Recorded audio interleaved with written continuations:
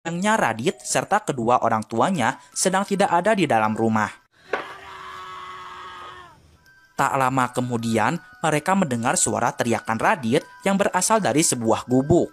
Mereka berdua segera memasuki gubuk itu, dan betapa terkejutnya mereka ketika melihat Radit sedang bersama mayatnya Clara yang sudah diawetkan dengan formalin tengah mengenakan gaun pengantin. Radit yang panik langsung memukul kepala Ibu Grace hingga pingsan. Lalu Radit pun akan menyerang Dinda. Tiba-tiba Radit melihat wajah Dinda mirip seperti Clara, tapi ia marah karena Dinda tidak memakai baju pengantin. Radit mulai sadar jika Dinda itu bukan Clara dan langsung mencekiknya. Seketika mayat Clara bangun dan memperingati Radit agar tidak menyakiti Dinda. Di sisi lain, ibunya Clara yang bekerja menjadi OB di salah satu rumah sakit melihat ada sosok Clara di hadapannya.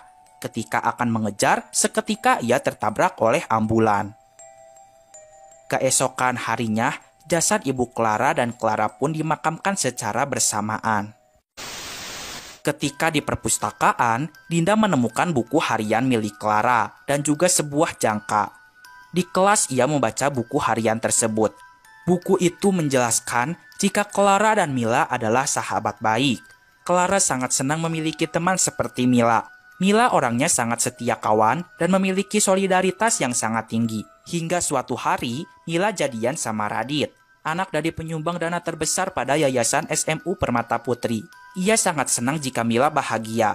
Tapi secara tak terduga, Radit malah menyatakan perasaannya kepadanya. Ia berusaha menolak Radit secara halus, karena ia tidak mau mengkhianati Mila.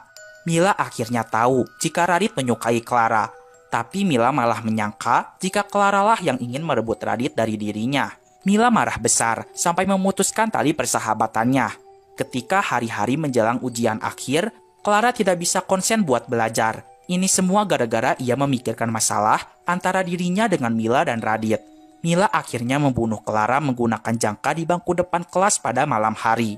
Radit yang melihat itu sangat terkejut dan marah besar kepada Mila. Lalu Mila yang sudah stres dengan semua ini memilih untuk menghabisi dirinya sendiri dengan cara gantung diri di pohon dekat sekolah. Dinda bermimpi jika ia sendirian di dalam kelas. Kemudian datang hantu Mila sambil membawa jangka yang akan segera membunuh Dinda.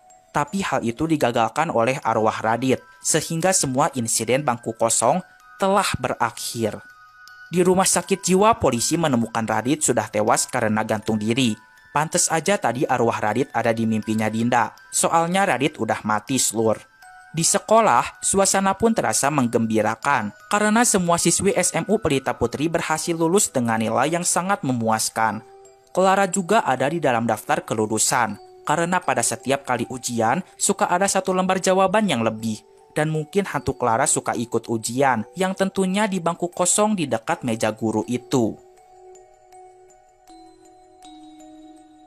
Pada malam hari, Pak Jimun yang mempunyai mata batin melihat sosok Adela, Destin, dan Nancy yang masih duduk di bangku belakang kelas dan belum pulang hingga tengah malam.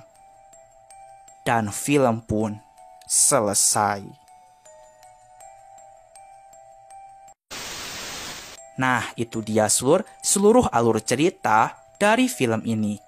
Pesan yang dapat kita ambil adalah jangan gampang salah paham.